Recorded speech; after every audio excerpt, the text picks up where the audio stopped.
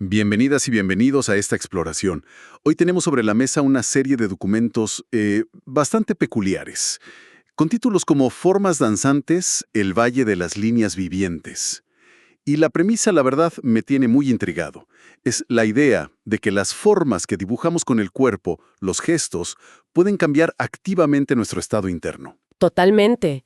Y lo interesante es cómo lo presentan, ¿no? No hablan de esto como si fuera, pues, gimnasia o una rutina de estiramientos.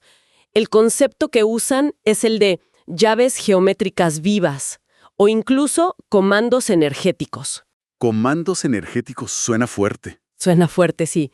La propuesta es que, a través de posturas y movimientos muy específicos, podemos influir directamente en cómo nos sentimos, en nuestra claridad mental, en las emociones. O sea que no es solo que si te sientes feliz sonríes, sino que si sonríes puedes empezar a sentirte feliz, pero llevado a todo el cuerpo. Exactamente.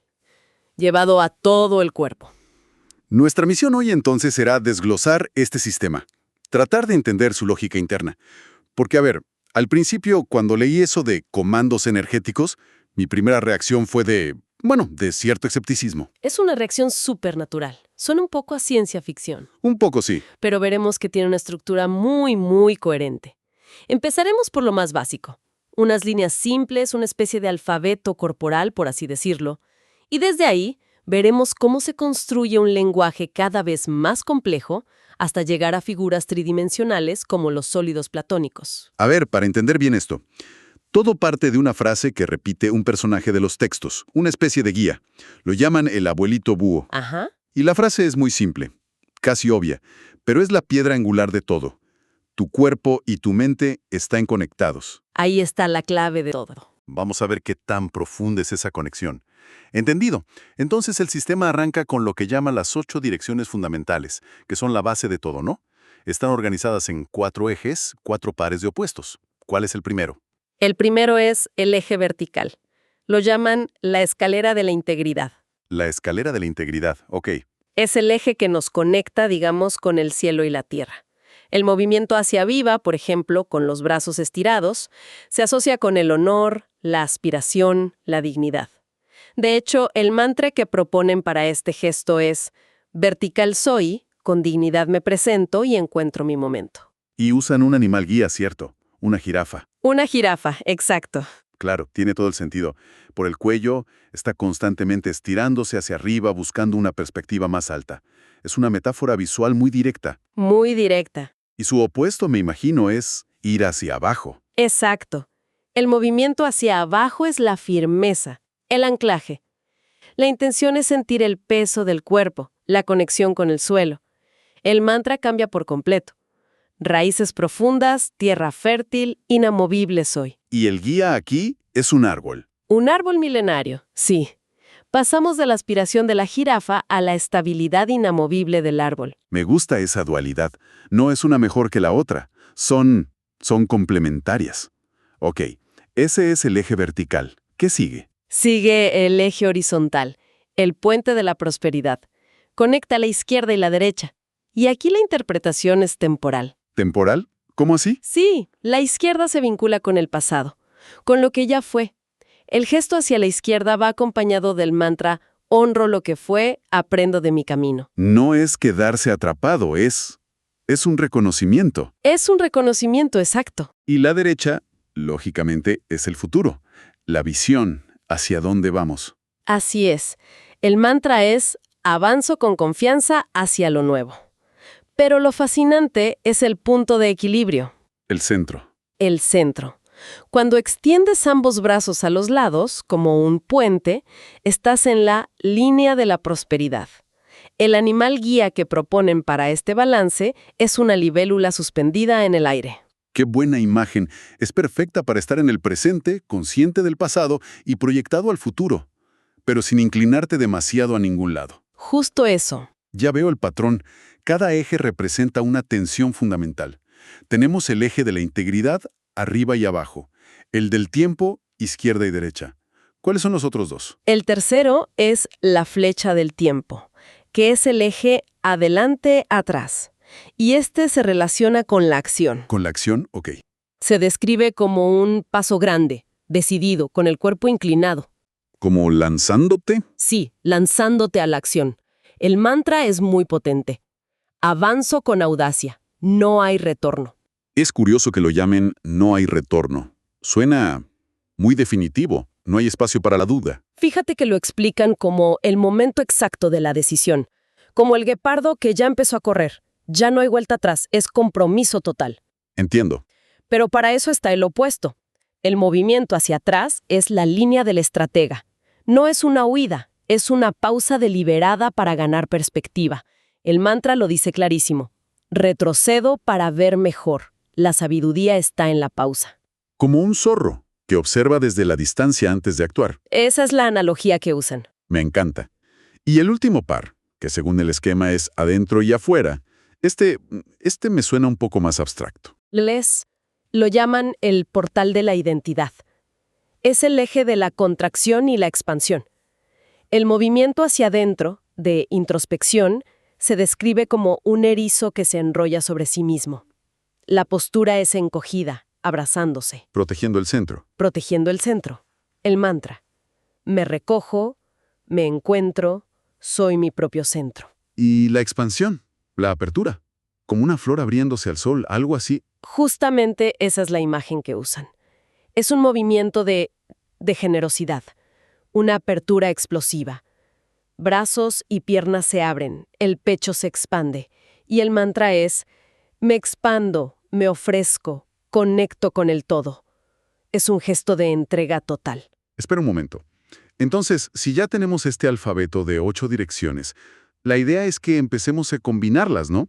Como si fueran letras para formar palabras con un significado corporal más complejo. Exactamente. Ahí es donde el sistema revela su verdadera profundidad.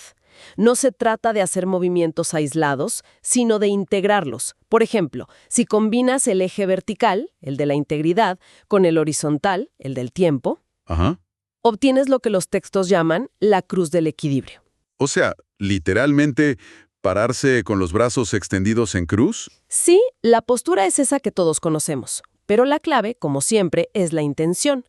Al hacerla, se busca sentir simultáneamente las 4 direcciones. La dignidad hacia arriba, el anclaje abajo, el pasado a la izquierda y el futuro a la derecha. Exacto.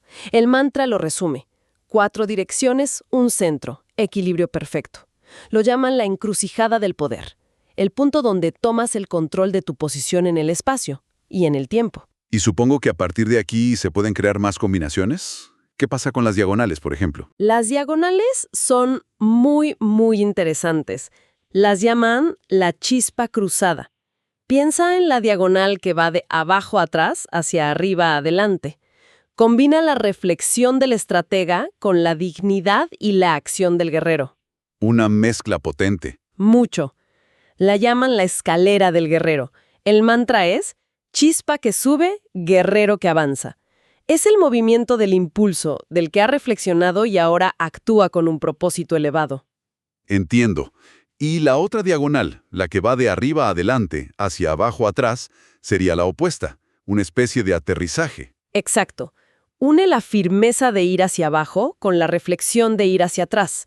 La llaman el río que fluye. ¿Y el mantra es? Cascada que fluye, río que lleva. No es una derrota, es un dejarse llevar por la corriente para encontrar un nuevo punto de estabilidad. Fascinante. Cada combinación crea una cualidad energética completamente nueva. No es solo la suma de las partes. No, es una síntesis que genera un estado distinto. Ok, entonces ya entendimos cómo de las líneas pasamos a las cruces y diagonales en un plano. Pero los documentos no se quedan ahí, llevan esta idea un paso más allá. Literalmente a otra dimensión. Hablan de los 5 sólidos del poder. ¿Cómo funciona eso? Aquí es donde el sistema se vuelve fascinante y, admitámoslo, un poco más esotérico. Se trata de dibujar estas formas geométricas tridimensionales, no en el aire, sino con el cuerpo como centro. Y cada sólido se asocia a un elemento, ¿verdad? A un elemento clásico y a un nivel de integración más profundo, sí. Empecemos por el más simple. ¿Cuál es el primero? El tetraedro, la pirámide de 4 caras triangulares. Se asocia al fuego. Al fuego. Para iniciar algo, me imagino. Justo para eso. Según los textos, se utiliza para encender la chispa, para los momentos en que se requiere voluntad pura, una decisión radical que lo cambie todo. La llaman la línea de la voluntad transformadora. Y no es una postura estática, es un recorrido dinámico por sus vértices. De acuerdo, el tetraedro es la chispa. Y después, mencionaste el cubo. El cubo es el siguiente paso, y es fundamental. Se asocia a la Tierra, es la forma de la manifestación. Claro, tiene sentido. Si el tetraedro era la idea, la chispa. Exacto. El cubo es ya el plano. Es el plano para construirla. Y es increíblemente lógico, porque el cubo, con sus 8 esquinas, es la integración perfecta de las 8 direcciones que vimos al principio. Entiendo la idea del cubo para la manifestación, por ser sólido o estable. Pero moverse por sus 8 esquinas suena increíblemente complejo, ¿no? O poco práctico. ¿Es un ejercicio literal, una coreografía, o es más una visualización? Es una mezcla de ambas cosas. Lo describen como un movimiento consciente en el que buscas tocar o señalar cada una de las 8 esquinas de tu espacio personal, como si estuvieras dentro de una caja invisible. Ajá. Y a cada esquina le dan un nombre que combina 3 direcciones. Por ejemplo, la esquina de arriba, adelante y a la derecha es futuro elevado. Una aspiración activa y con visión. Eso es. Y la opuesta, abajo, atrás y a la izquierda, es semilla profunda. El origen, el pasado arraigado. O sea que al recorrer las 8 esquinas, estás de alguna manera reconociendo y activando todas las facetas de tu ser en el espacio. Esa es exactamente la idea. El mantra final lo integra todo. 8 direcciones, un ser. Cubo perfecto, manifestación completa. Es como trazar el plano de tu propia existencia para luego poder construir sobre él. Totalmente. Si el tetraedro es la chispa que enciende el motor, el cubo es el chasis, el motor y las ruedas. Es la estructura que permite que esa idea se mueva en el mundo real. Vale, esa analogía ayuda mucho. Y los otros 3 sólidos son aún más complejos, me imagino. Octaedro, dodecaedro e icosaedro. Sí, y representan niveles de conciencia más sutiles. El octaedro, que son 2 pirámides unidas por la base, se asocia al aire. Se usa para la adaptabilidad, para el equilibrio entre opuestos. Dar y recibir, por ejemplo. Dar y recibir, exacto. Es la forma de la reflexión y el intercambio. Luego el dodecaedro, con sus 12 caras pentagonales, se asocia al éter, al espacio. ¿Para una visión más amplia? Para una visión panorámica, para ver la totalidad, entender todas las conexiones posibles dentro de un sistema complejo. ¿Y el icosaedro? ¿El de 20 caras? Vinculado al agua, para la fluidez. A ver, ¿cómo se traduce eso a un movimiento corporal? ¿Estamos hablando de algo que se parece a una danza? ¿De movimientos circulares? ¿Cómo se dibuja una figura de 20 caras con el cuerpo? Esa es la pregunta clave. Y la respuesta es que no se trata de dibujar la forma geométrica de manera precisa. Sería imposible. Y no es el punto, supongo. No es el punto. Se trata de encarnar su principio. El icosaedro es el sólido platónico con más caras, el que más se asemeja a una esfera. Moverse en icosaedro es moverse con la cualidad del agua. Fluida, sin principio ni fin. Ujú. Adaptándose a todo, pero sin perder su esencia. Lo describen como un tai chi geométrico, un movimiento libre sin un plan fijo, donde cada punto del cuerpo puede ser el origen del siguiente gesto. Es un ejercicio para soltar el control. Totalmente. Ok, hemos hablado de toda esta geometría corporal, desde una simple línea hasta esta danza fluida del icosaedro. Pero los textos insisten mucho en algo que dijo el búho, y que parece una contradicción. Dicen que las formas en sí no tienen poder. ¿Cómo es posible después de describir un sistema tan detallado? Es que ese es el giro fundamental. Es el corazón de toda la filosofía. Y es crucial no pasarlo por alto. El búho lo dice de forma muy directa. Cito: si haces el movimiento pensando en qué quieres sentir, funciona. Si lo haces sin pensar, es solo ejercicio. Eso lo cambia todo. O sea que no estamos hablando de una especie de magia corporal donde una postura produce un resultado automático. Es más bien un ejercicio de mindfulness en movimiento. Es casi como si el cuerpo se convirtiera en un ancla para la mente. Precisamente, como usar la respiración en la meditación.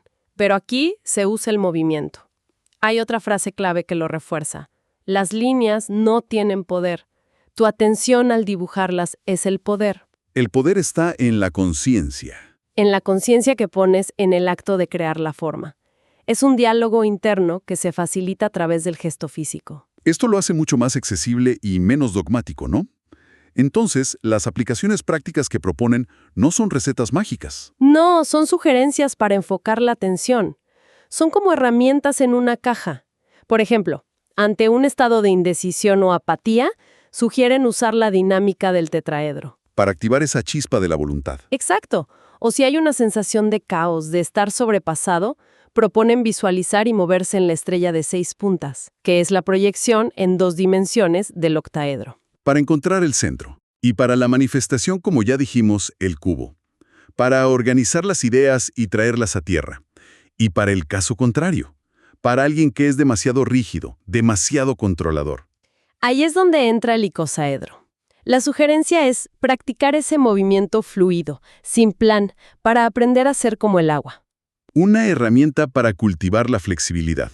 Para enseñarle al cuerpo y a la mente que no siempre se necesita una estructura rígida para mantener la coherencia.